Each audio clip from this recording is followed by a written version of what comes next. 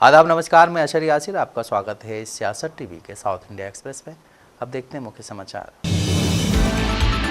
BRS MLC के कविता ने आज PC घोष आयोग द्वारा पार्टी अध्यक्ष और तेलंगाना के पूर्व मुख्यमंत्री के चंद्रशेखर राव को जारी नोटिस के खिलाफ विरोध प्रदर्शन का नेतृत्व किया, जो कार्यविषन परियोजना में कथित अनियमितताओं की जांच कर रहा है। कविता की अध्यक्षता में तेलंगाना जागृति ने इंदिरा पार्क के पास महाधरना आयोजित किया। उन्होंने नोटिस को BRS नेता के चंद्रशेखर राव के खिलाफ राजनीतिक साजिश करार दिया। उन्होंने कहा है कि पूर्व मुख्यमंत्री ने तेलंगाना के कृषि परिदृश्य को बदल दिया और बंजर भूमि को उपजाऊ बना दिया। उन्होंने कांग्रेस पर अपनी शासन विफलताओं से जनता का ध्यान हटाने के प्रयास में पूर्व मुख्यमंत्री को निशाना बनाने का आरोप लगाया है। केसीआर ने क्या गलत किया है कि उन्हें नोटिस भेजा गया है। उन्होंने टिप्पणी की है कि केसीआर को नोटिस पूरे तेलंगाना को नोटिस देने के समान है।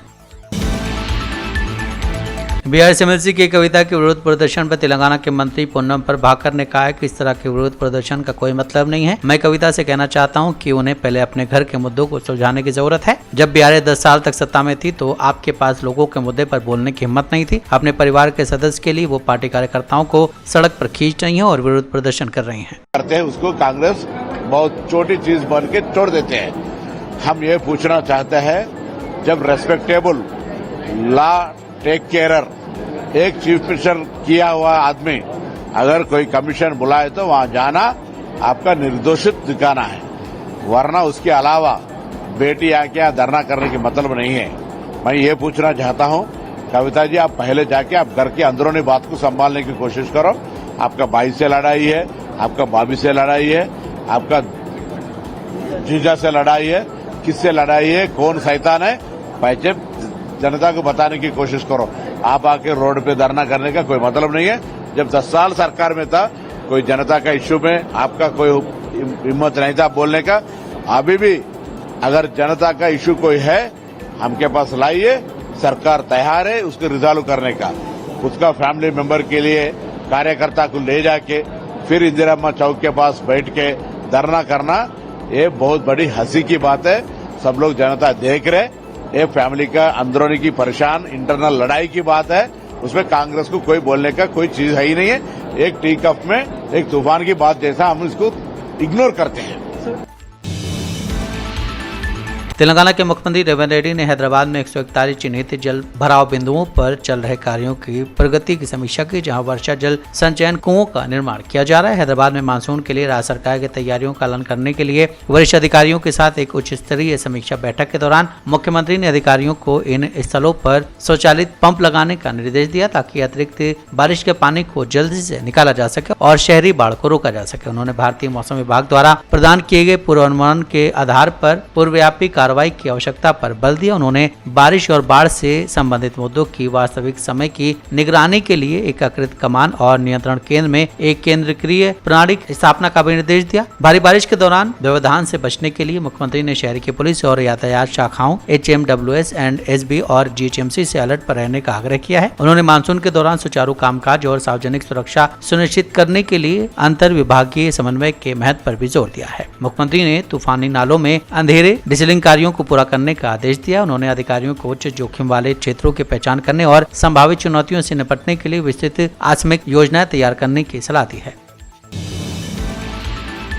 आज जोगलंबा गढ़वाल जिले के पेडा धनवाड़ा गांव में एक इथेनॉल कारखाने में तनावपूर्ण स्थिति उत्पन्न हो गई, जब गुस्साए किसानों ने इसके निर्माण का विरोध करते हुए निर्माण अधिकारियों पर लाठियों से हमला कर दिया। फैक्ट्री स्थल पर बड़ी संख्या में किसान इकट्ठा हुए, अधिकारियों पर पथराव किया और गाड़ियों को पलट दिया। प्रदर्शन स्थल पर पुलिसकर्मी भी देखे गए। किसानों को न केवल भूमिहीन होने का डर है, बल्कि फैक्ट्री की उपस्थिति से प्रदूषण और बीमारी का खतरा भी पैदा हो सकता है। इथेनॉल फैक्ट्री के खिलाफ लंबे समय से विरोध प्रदर्शन चल रहा है। जनवरी में लगभग 1500 किसानों ने निर्माण के विरोध में एक हफ्ते की भूख हड़ताल की थी। उस समय BRS के नेता और महबूब नगर MLC चल्ला वेंकटराम रेड्डी और आलमपुर के विधायक विजयडू ने अपना समर्थन व्यक्त किया और आश्वासन दिया कि कोई निर्माण कार्य नहीं होगा।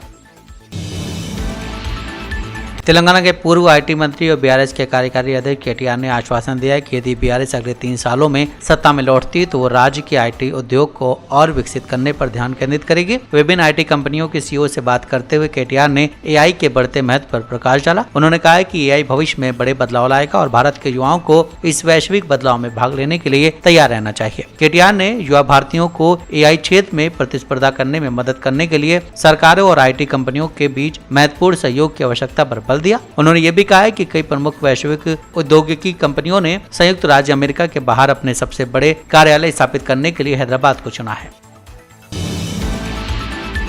हाइड्रा ने पुराने शहर में एक झील पर पुनरुद्धार परियोजना शुरू की। इसे परियोजना का उद्देश्य बमरुकुंदौला लेक के मूल 18 एकड़ क्षेत्र को पुनः प्राप्त करना है। हाइड्रा की देखरेख में अवैध मिट्टी डंपिंग की वजह से हुए लगभग 9 एकड़ अतिक्रमण को हटाने के लिए चिन्हित किया गया है। हाल ही में हाइड्रा आयुक्त ने इस स्थल का निरीक्षण किया। उन्होंने उचित जल प्रवाह सुनिश्चित करने के लिए झील के प्राकृतिक निकास को पुनर्जीवित करने की आवश्यकता पर बल दिया। इसके अलावा झील के आसपास तूफानी जल प्रबंधन प्रणाली को बेहतर बनाने की योजना पर काम चल रहा है। इससे भविष्य में बाढ़ और प्रदूषण को रोका जा सकेगा। प्रस्तावित विकास कार्य में बच्चों के लिए खेल का मैदान, परिधि और पैदल पथ तथा पास में एक सार्वजनिक पार्क की संभावित योजना शामिल है। इस बीच हाइड्रा ने मूसी नदी में अवैध डंपिंग के खिलाफ चेतावनी जारी की है। तेलंगाना सरकार ने पूरे राज्य में फर्जी राशन कार्डों की पहचान करने और उन्हें रद्द करने के लिए एक बड़ा अभियान शुरू किया है। इस कदम के तहत सभी राशन कार्ड धारकों को अब ई-केवाईसी सत्यापन पूरा करना अनिवार्य है। अधिकारियों ने चेतावनी दी है कि निर्धारित समय सीमा के भीतर ई-केवाईसी अपडेट नहीं कराने वाले राशन कार्ड रद्द कर दिए जाएंगे। वर्तमान में राज्य में लगभग 89.96 लाख राशन कार्ड सक्रिय हैं तथा इनके माध्यम से खाद्यान्न की आपूर्ति की जा रही है। आगे बढ़ते हुए सरकार ने यह स्पष्ट कर दिया है कि राशन कार्ड सिर्फ उन लोगों को जारी किए जाएंगे जो वास्तविक हैं और आधिकारिक डेटाबेस में पात्रता मानदंडों को पूरा करते हैं। पूर्व मंत्री बोथ्या सत्यनारायण आज वाईएसआर कांग्रेस पार्टी द्वारा आयोजित विरोध प्रदर्शन वेनुपेटू दिनम में भाग लेने के दौरान पार्टी के कार्यक्रम के दौरान बेहोश हो गए। ये कार्यक्रम उनके चिरुपल्ली निर्वाचन क्षेत्र में आयोजित किया गया था। जनता को संबोधित करने के लिए प्रचार वाहन पर चढ़े बोथ्या को अचानक भीषण गर्मी और उमस की वजह से तबीयत खराब हो गई। वो गाड़ी के ऊपर गिर गए, जिससे पार्टी के सदस्य और जनता घबरा गई। वाईएसआर सीपी कार्यकर्ताओं ने तुरंत प्रतिक्रिया दी और उन्हें नजदीकी अस्पताल ले जाया गया। डॉक्टरों ने पुष्टि की है कि उनकी हालत अब ठीक है। इस घटना से पार्टी कार्यकर्ता सदमे में है और उनकी सेहत की चिंता में कई लोग उनके साथ अस्पताल में हैं।